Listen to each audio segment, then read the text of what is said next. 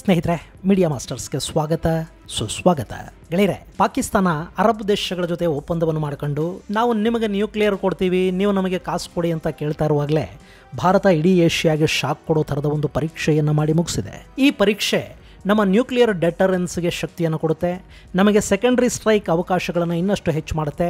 ಇಷ್ಟು ದಿನ ನೆಲ, ಜಲ ಮತ್ತು ವಾಯು ಪ್ರದೇಶಗಳ ಮೂಲಕ ಅಣ್ವಸ್ತ್ರಗಳ ಬಳಕೆಗಿದ್ದ ಅವಕಾಶವನ್ನು ಭಾರತ ಈಗ ಮತ್ತಷ್ಟು ವಿಸ್ತರಿಸಿ ಅದನ್ನು ರೈಲುಗಳ ಮೂಲಕವೂ ಬಳಸೋದಕ್ಕೆ ಸಾಧ್ಯವಾಗುವ ಹಾಗೆ ಮಾಡಿಕೊಂಡಿದೆ ಮತ್ತು ಈ ಮೂಲಕ ಇಂಥ ಶಕ್ತಿಯನ್ನು ಹೊಂದಿರೋ ಜಗತ್ತಿನ 4ನೇ ದೇಶ ಅನ್ನೋ ಖ್ಯಾತಿಗೆ ಕೂಡ ಭಾರತ ಪಾತ್ರ ಆಗ್ತಾ ಇದೆ. ಭಾರತದ ಈ ಪರೀಕ್ಷೆ ಕೇವಲ ಪಾಕಿಸ್ತಾನಕ್ಕೆ ಮಾತ್ರ ಅಲ್ಲ, ಚೈನಾಗೂ ಕೂಡ ಒಂದು ಎಚ್ಚರಿಕೆಯ ಗಂಟೆ. ಹಾಗಾದರೆ ಭಾರತ ಮಾಡಿದ ಪರೀಕ್ಷೆ ಏನು, ಅದರ ಮಹತ್ವ ಎಂಥದ್ದು, ಬನ್ನಿ ನೋಡೋಣ.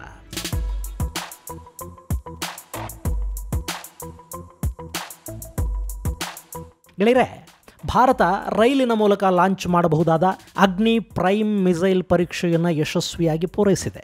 ರೈಲ್ ಮೊಬೈಲ್ ಲಾಂಚರ್ ಮೂಲಕ ನಡೆದ ಈ ಮಿಸೈಲ್ ಪರೀಕ್ಷೆ ಭಾರತದ ನ್ಯೂಕ್ಲಿಯರ್ ಶಕ್ತಿಯನ್ನು ಹೆಚ್ಚು ಮಾಡುತ್ತೆ. ಈ ಬಗ್ಗೆ ರಕ್ಷಣಾ ಸಚಿವ ರಾಜನಾಥ್ ಸಿಂಗ್ ಟ್ವೀಟ್ ಮಾಡಿದ್ದಾರೆ. Bharat rail based mobile launcher ಮೂಲಕ ಅಗ್ನಿ ಪ್ರೈಮ್ ಕ್ಷಿಪಣಿಯನ್ನು ಯಶಸ್ವಿಯಾಗಿ ಪರೀಕ್ಷೆ ಮಾಡಿದೆ. ಈ ರೈಲ್ ಬೇಸ್ಡ್ ಅಗ್ನಿ ಕ್ಷಿಪಣಿ 2000 ಕಿಲೋಮೀಟರ್ ದೂರದವರೆಗೆ ಹೋಗೋ ಹಾಗೆ ವಿನ್ಯಾಸಗೊಳಿಸಲಾಗಿದ್ದು, ವಿವಿಧ ಸುಧಾರಿತ ವೈಶಿಷ್ಟ್ಯಗಳೊಂದಿಗೆ ಇದನ್ನು ಸಜ್ಜುಗೊಳಿಸಲಾಗಿದೆ. ವಿಶೇಷವಾಗಿ ವಿನ್ಯಾಸಗೊಳಿಸಲಾದ ಈ ರೈಲು ಆಧಾರಿತ ಮೊಬೈಲ್ ಲಾಂಚರ್ನಿಂದ ನಡೆಸಲಾದ ಈ ಉಡಾವಣೆ ಸಾಮಾನ್ಯ ರೈಲು ಜಾಲಗಳಲ್ಲಿ ಕೂಡ ಚಲಿಸುವ ಸಾಮರ್ಥ್ಯವನ್ನು ಹೊಂದಿದೆ. ಇದು ಮಿಸೈಲ್ ಲಾಂಚರ್ಗಳಿಗೆ ದೇಶದಾದ್ಯಂತ ಚಲನಶೀಲತೆಯನ್ನು ಹೊಂದೋದಕ್ಕೆ ಮತ್ತು ಗೌಪ್ಯತೆಯನ್ನು ಕಾಪಾಡಿಕೊಳ್ಳೋದಕ್ಕೆ, ಅಗತ್ಯ ಸಮಯದಲ್ಲಿ ಉಡಾವಣೆಗಳನ್ನು ಮಾಡೋದಕ್ಕೆ ಅನುವು ಮಾಡಿಕೊಡುತ್ತೆ ಅಂತ ರಾಜನಾಥ್ ಸಿಂಗ್ ತಮ್ಮ ಟ್ವೀಟಲ್ಲಿ ತಿಳಿಸಿದ್ದಾರೆ. ಹಾಗೆ DRDOಗೆ ಅಭಿನಂದನೆಗಳನ್ನು ಹೇಳಿದ್ದಾರೆ. ಈ ಪರೀಕ್ಷೆ ಭಾರತವನ್ನು ಮೂವ್ ರೈಲ್ ಕ್ಯಾನಿಸ್ಟರೈಸ್ಡ್ ಉಡಾವಣಾ ವ್ಯವಸ್ಥೆಯನ್ನು ಅಭಿವೃದ್ಧಿಗೊಳಿಸಿದ ಆಯ್ದ ಕೆಲವೇ ರಾಷ್ಟ್ರಗಳ ಗುಂಪಿಗೆ ಸೇರಿಸ್ತಾ ಇದೆ ಅನ್ನೋದು ರಾಜನಾಥ್ ಸಿಂಗ್ ಅವರ ಟ್ವೀಟ್ನ ಸಾರಾಂಶ. ಈಗ ಅವರು ಏನು ಹೇಳ್ತಾ ಇದ್ದಾರೆ ಮತ್ತು ಅದರ ವಿಶೇಷ ಏನು ಅನ್ನೋದ್ರ ಬಗ್ಗೆ ನಿಮಗೆ ಸ್ವಲ್ಪ ವಿವರವಾಗಿ ಹೇಳೋದಕ್ಕೆ ಪ್ರಯತ್ನ ಮಾಡ್ತೀನಿ. ಅದಕ್ಕೂ ಮೊದಲು ರಾಜನಾಥ್ ಸಿಂಗ್ ಟ್ವೀಟ್ ಮಾಡಿರುವ ಈ ವಿಡಿಯೋನ ಕೂಡ ಒಂದ್ಸರಿ ನೋಡ್ಬಿಡಿ.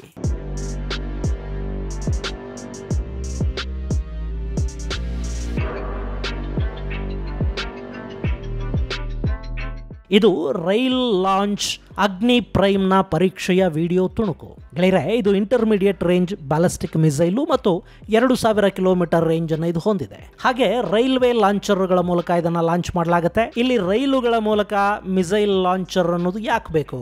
ಈಗಾಗಲೇ ಯುದ್ಧ ವಿಮಾನಗಳು, ಸಬ್ಮರಿನ್, ವಾರ್ಶಿಪ್ಗಳು ಹಾಗೂ ಫಿಕ್ಸೆಡ್ ಸಿಲೋಸ್ ಮೂಲಕ ನ್ಯೂಕ್ಲಿಯರ್ ವಾರ್ ಹೆಡ್ಗಳನ್ನು ಅಳವಡಿಸಿದ ಬ್ಯಾಲಿಸ್ಟಿಕ್ ಮಿಸೈಲ್ಗಳನ್ನು ಉಡಾಯಿಸುವ ಸಾಮರ್ಥ್ಯ, ವ್ಯವಸ್ಥೆ ಎಲ್ಲ ನಮ್ಮಲ್ಲಿರುವಾಗ ಈ ರೈಲ್ ಲಾಂಚರ್ ಯಾಕೆ ಅನ್ನೋ ಪ್ರಶ್ನೆ ನಮ್ಮಲ್ಲಿ ಮೂಡೋದು ಸಹಜಾನೇ. ಸ್ನೇಹಿತರೆ, ಮೊದಲನೇದಾಗಿ ಭಾರತ ಪಾಕಿಸ್ತಾನದ ಥರ ಭಯ ಆದ ಕೂಡಲೇ ನ್ಯೂಕ್ಲಿಯರ್ ಬಳಕೆ ಮಾಡೋದಿಲ್ಲ.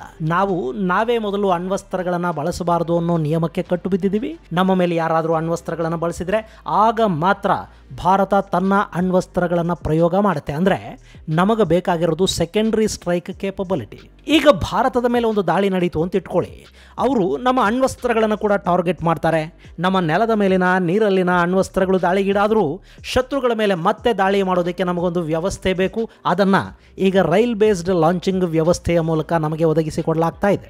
ಇದು ಮಿಸೈಲ್ ಲಾಂಚರ್ಗಳಿಗೆ ಚಲನಶೀಲತೆಯನ್ನು ಕೊಡುತ್ತೆ ಮತ್ತು ಗೌಪ್ಯತೆಯನ್ನು ಕಾಪಾಡಿಕೊಳ್ಳೋದ್ರಲ್ಲಿ ಯಶಸ್ವಿಯಾಗುತ್ತೆ ಅಂತ ರಾಜನಾಥ್ ಸಿಂಗ್ ಅವರು ತಿಳಿಸಿದ್ದಾರೆ ಅಲ್ವಾ. ಅದು ಹೇಗೆ ಅಂದರೆ, ಭಾರತದ ಅಣ್ವಸ್ತ್ರಗಳು ಎಲ್ಲೆಲ್ಲಿವೆ ಮತ್ತು ಅವುಗಳನ್ನು ಲಾಂಚ್ ಮಾಡೋದಕ್ಕೆ ಭಾರತ ಮಾಡಿಕೊಳ್ಳೋ ತಯಾರಿ, ಇದೆಲ್ಲವನ್ನು ಸ್ಯಾಟಲೈಟ್ಗಳ ಮೂಲಕ ನಮ್ಮ ಶತ್ರುಗಳು ನೋಡೋ ಸಾಧ್ಯತೆ ಇರುತ್ತೆ. ಮೊನ್ನೆ ಆಪರೇಷನ್ ಸಿಂಧೂರ್ ಸಮಯದಲ್ಲಿ ಭಾರತದ ಮೊಬಿಲಿಟಿಯ ಪ್ರತಿ ಕ್ಷಣದ ಮಾಹಿತಿಯನ್ನು ಕೂಡ ಚೈನಾ ಪಾಕಿಸ್ತಾನಕ್ಕೆ ತಲುಪಿಸ್ತಾ ಇತ್ತು. ಅದಕ್ಕೆ ಬಳಕೆಯಾಗಿದ್ದು ಚೈನಾದ ಸ್ಯಾಟಲೈಟ್ಗಳು. ಹೀಗಾಗಿ ನಮ್ಮ ಜಲ ಹಾಗೂ ಯುದ್ಧ ವಿಮಾನಗಳ ಮೂಲಕ ಬಳಸಬಹುದಾದ ಅಣ್ವಸ್ತ್ರಗಳು ಸ್ಯಾಟಲೈಟ್ ಕಣ್ಣುಗಳಿಂದ ತಪ್ಪಿಸ್ಕೊಳ್ಳೋದಕ್ಕೆ ಸಾಧ್ಯ ಆಗದೇ ಇರಬಹುದು. ಇನ್ನು ಫಿಕ್ಸೆಡ್ ಸಿಲೋಗಳು ಅಂದರೆ ಇಂಟರ್ ಕಾಂಟಿನೆಂಟಲ್ ಬ್ಯಾಲಿಸ್ಟಿಕ್ ಮಿಸೈಲುಗಳು ಹಾಗೂ ವಾರ್ ಹೆಡ್ಗಳನ್ನು ದಾಸ್ತಾನು ಮಾಡೋದಕ್ಕೆ ಮಾಡಲಾದ ಭೂಮಿಯ ಆಳದ ವ್ಯವಸ್ಥೆಗಳು ಕೂಡ ಸ್ಯಾಟಲೈಟ್ಗಳ ಕಣ್ಣಿಗೆ ಸುಲಭವಾಗಿ ಬೀಳುತ್ತವೆ. ಹೈ ರೆಸಲ್ಯೂಷನ್ ಇಮೇಜುಗಳು, ಇನ್ಫ್ರಾರೆಡ್ ಸೆನ್ಸಾರ್ಗಳು, ಕೆಲವೊಂದು ಬಾರಿ ಫ್ಯೂಯಲಿಂಗ್ಗೆ ಮಾಡಲಾದ ವ್ಯವಸ್ಥೆಗಳು, ಇವೆಲ್ಲ ಕೂಡ ಈ ಫಿಕ್ಸೆಡ್ ಸಿಲೋಗಳ ಬಗ್ಗೆ ಶತ್ರುಗಳಿಗೆ ಮಾಹಿತಿಯನ್ನು ಕೊಟ್ಟುಬಿಡುತ್ತವೆ. ಹೀಗಾಗಿ ಇದನ್ನು ಹೊರತಾದ ಒಂದು ನ್ಯೂಕ್ಲಿಯರ್ ವ್ಯವಸ್ಥೆ ಬೇಕಾಗತ್ತೆ. ಅದು ಸೆಕೆಂಡ್ರಿ ಸ್ಟ್ರೈಕ್ಗೆ, ಅಂದರೆ ಇವೆಲ್ಲ ಕೂಡ ಶತ್ರುಗಳ ಕಣ್ಣಿಗೆ ಬಿದ್ದ ನಂತರ ಕೂಡ ಒಂದು ಸರ್ಪ್ರೈಸ್ ಅಟ್ಯಾಕ್ಗೆ ಅವಕಾಶವನ್ನು ಕಲ್ಪಿಸಿಕೊಡುವ ವ್ಯವಸ್ಥೆ ಆಗಿರಬೇಕು. ಅಂಥ ಅವಕಾಶವನ್ನು ಈ ರೈಲ್ ಲಾಂಚರ್ ಒದಗಿಸಿಕೊಡುತ್ತೆ. ಇನ್ನು ಇದನ್ನು ಒಂದೇ ಕಡೆ ನಿಲ್ಲಿಸಬೇಕಿಲ್ಲ. ಭಾರತ ಜಗತ್ತಿನ 4ನೇ ಅತಿ ದೊಡ್ಡ ರೈಲ್ವೆ ನೆಟ್ವರ್ಕ್ ಅನ್ನು ಹೊಂದಿರೋ ದೇಶ. ಹೀಗಾಗಿ ಭಾರತದ ಯಾವ ಗಡಿಗೆ ಬೇಕಾದರೂ ಇದನ್ನು ಸುಲಭವಾಗಿ ತಗೊಂಡು ಹೋಗೋದಕ್ಕೆ ಸಾಧ್ಯ ಆಗುತ್ತೆ.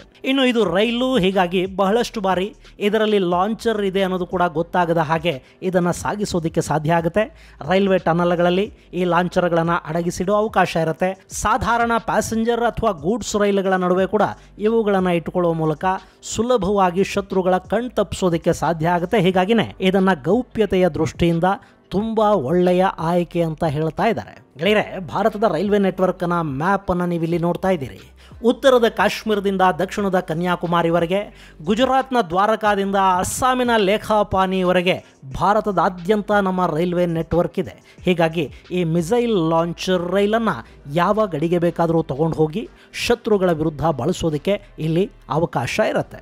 ಇನ್ನು ಇದರ ರೇಂಜು 2000 ಕಿಲೋಮೀಟರ್ ಅಂತ ಹೇಳ್ತಾ ಇದ್ದಾರೆ. ಇದು ಹೇಳ್ತಾ ಇರೋದು, ಆದರೆ ಸಾಮಾನ್ಯವಾಗಿ ಎಷ್ಟು ಹೇಳ್ತಾರೋ ಅದಕ್ಕಿಂತ ಹೆಚ್ಚು ರೇಂಜನ್ನು ಮಿಸೈಲುಗಳು ಹೊಂದಿರುತ್ತವೆ. ಅದರಲ್ಲೂ ಅಗ್ನಿ ಮಿಸೈಲ್ ಇದೆಯಲ್ಲ, ಇದರ ಯಾವ ವೇರಿಯಂಟ್ ಬಗ್ಗೆ ಕೂಡ ಭಾರತ ಸರಿಯಾದ ಮಾಹಿತಿಯನ್ನು ಹಂಚಿಕೊಳ್ತಾ ಇಲ್ಲ. ಅದರ ನಿಖರ ರೇಂಜನ್ನು ಹೇಳ್ತಾ ಇಲ್ಲ ಅನ್ನೋ ತಕರಾರನ್ನು ಚೈನಾ ಸಾಕಷ್ಟು ವರ್ಷಗಳಿಂದ ತೆಗಿತಲೇ ಇದೆ. ಇದು ಕೂಡ ಅಷ್ಟೇ, 2000 ಕಿಲೋಮೀಟರ್ ಅಂತ ಹೇಳ್ತಾ ಇದ್ದಾರೆ. ಆದರೆ ಅದಕ್ಕಿಂತ ಇದು ಖಂಡಿತ ಹೆಚ್ಚು ದೂರವನ್ನು ಸಾಗುವ ಸಾಮರ್ಥ್ಯ ಹೊಂದಿರುತ್ತೆ. ಬರೀ 2000 ಅಂತಲೇ ಅಂದ್ಕೊಂಡ್ರೂ ಕೂಡ ಇಡೀ ಪಾಕಿಸ್ತಾನ ಈ ಮಿಸೈಲ್ನ ವ್ಯಾಪ್ತಿಗೆ ಬರುತ್ತೆ. ರಾಜಸ್ಥಾನದಿಂದ ಇದನ್ನು ಲಾಂಚ್ ಮಾಡಿದರೆ ಇರಾನ್ ಗಡಿಯವರೆಗೆ ಪಾಕಿಸ್ತಾನವನ್ನು ಕವರ್ ಮಾಡಬಹುದು. ಆಫ್ಘನಿಸ್ತಾನ ಮತ್ತು ಇರಾನ್ಗಳು ಇದರ ವ್ಯಾಪ್ತಿಗೆ ಒಳಪಡೋದ್ರಿಂದ ಪಾಕಿಸ್ತಾನ ಅನ್ನೋದು ಈ ಅಗ್ನಿ ಪ್ರೈಮ್ ಮಿಸೈಲ್ಗೆ ಖಂಡಿತ ದೊಡ್ಡ ಗುರಿ ಅಲ್ವೇ ಅಲ್ಲ. ಇನ್ನು ಸೌದಿ ಅರೇಬಿಯಾದ ಒಂದಷ್ಟು ಭೂಭಾಗಗಳು ಸೇರಿದಂತೆ ಏಷ್ಯಾದ ಬಹಳಷ್ಟು ಭೂಭಾಗ, ಹಾಗೆ ಚೈನಾದ ದಕ್ಷಿಣ ಹಾಗೂ ದಕ್ಷಿಣ ಪೂರ್ವ ಭೂಭಾಗಗಳು ಈ ಮಿಸೈಲ್ನ ಟಾರ್ಗೆಟ್ಗೆ ಸಿಗುತ್ತವೆ. ಇನ್ನು ಈಗ 2000 ಕಿಲೋಮೀಟರ್ ರೇಂಜ್ ಮಿಸೈಲ್ನ ಪರೀಕ್ಷೆ ಮಾಡಲಾಗಿದೆ.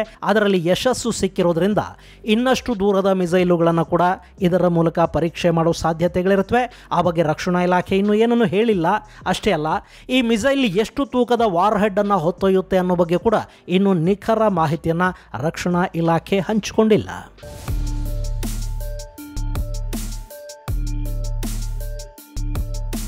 ಗೆಳೆಯರೆ, ಈ ಮಿಸೈಲ್ ಪರೀಕ್ಷೆ ಇದೆಯಲ್ಲ, ಇದು ಪಾಕಿಸ್ತಾನಕ್ಕೆ ಒಂದು ಭಯವನ್ನಂತೂ ಖಂಡಿತ ಉಂಟು ಮಾಡುತ್ತೆ. ಮೊನ್ನೆ ಅಷ್ಟೇ, ಅಂದರೆ ಆಪರೇಷನ್ ಸಿಂಧೂರ್ ಆದ ನಂತರ ಪಾಕಿಸ್ತಾನ ತನ್ನ ಶಾಹೀನ್ 3 ಮಿಸೈಲನ್ನು ಪರೀಕ್ಷೆ ಮಾಡಿತು. ಅದು ಸುಮಾರು 2500 ಕಿಲೋಮೀಟರ್ ರೇಂಜನ್ನು ಹೊಂದಿದೆ ಮತ್ತು ಭಾರತದ ಯಾವ ಭಾಗವನ್ನು ಬೇಕಾದರೂ ಅದು ಮುಟ್ಟುತ್ತೆ ಅಂತ ಪಾಕಿಸ್ತಾನ ಹೇಳ್ಕೊಳ್ತು.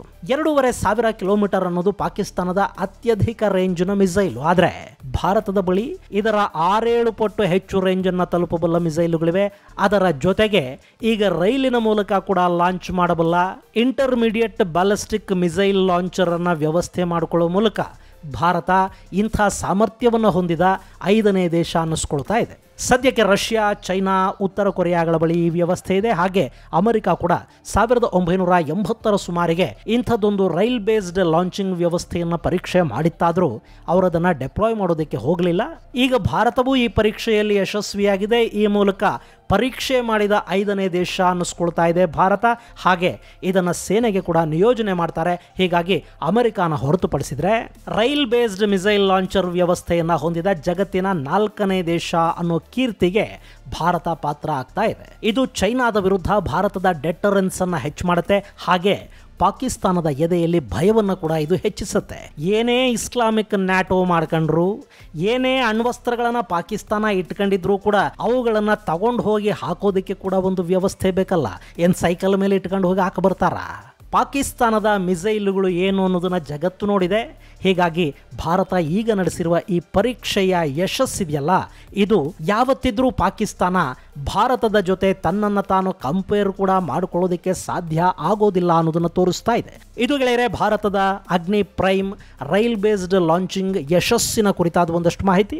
ಮುಂದಿನ ಸಂಚಿಕೆಯಲ್ಲಿ ಮತ್ತಷ್ಟು ವಿಶೇಷಗಳ ಜೊತೆ ಮತ್ತೆ ಭೇಟಿಯಾಗೋಣ. ಅಲ್ಲಿವರೆಗೆ ಜೈ ಹಿಂದ್, ಜೈ ಕರ್ನಾಟಕ.